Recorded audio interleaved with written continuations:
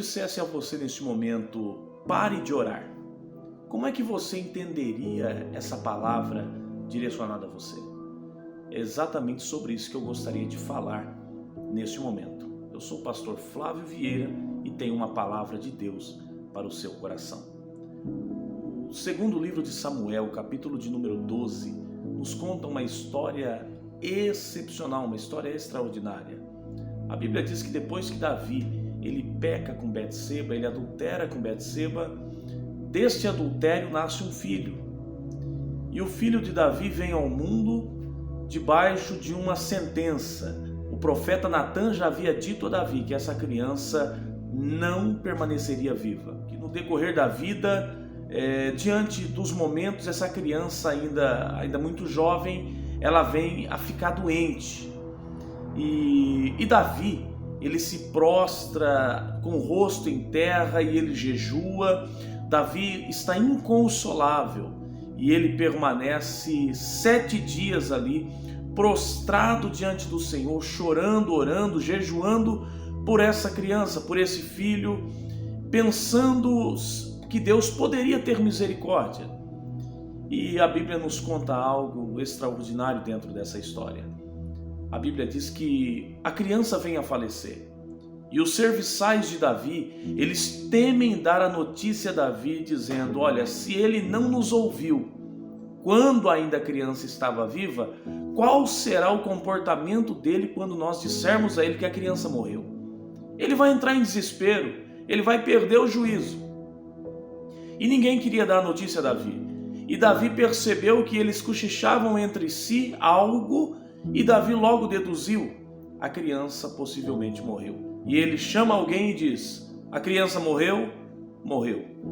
E Davi se levanta do chão, a Bíblia diz que ele se lava, toma o seu banho, se perfuma, coloca as vestes reais novamente, vai para o templo do Senhor e adora a Deus. Eu acho extraordinária a atitude de Davi. A atitude dele de sair do luto para um momento de adoração. Ele sai do pó, ele sai do chão, de um momento em que ele está se humilhando diante de Deus por causa de um filho que está entre a vida e a morte. E quando essa criança vem a óbito, Davi se levanta e a primeira coisa que ele faz é ir para o templo, é ir adorar o seu Deus.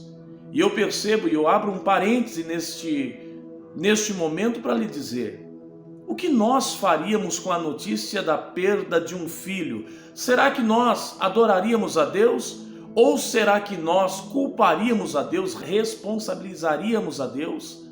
Será que nós, de alguma forma, tentaríamos colocar a culpa em Deus?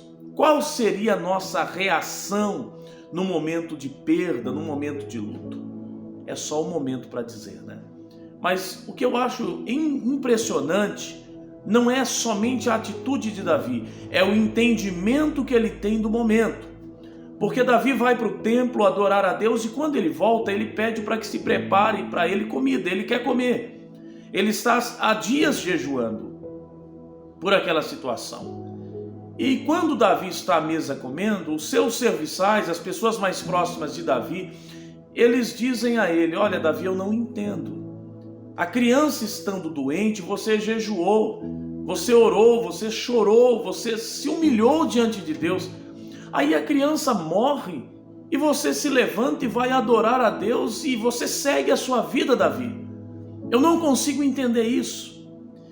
E eu vejo que existem momentos na nossa vida que nós precisamos parar de orar. Existem situações na nossa vida que Deus não tem para nós. Existem momentos na vida que Deus não quer mudar a situação, que Deus não tem a mudança que nós queremos, que Deus não vai fazer aquilo que nós queremos que Ele faça, ou que nós esperamos que Ele faça.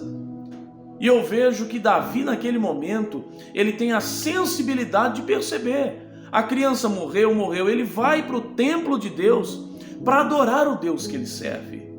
Não só adorar, mas quando ele é questionado, a resposta de Davi é excepcional, é extraordinária.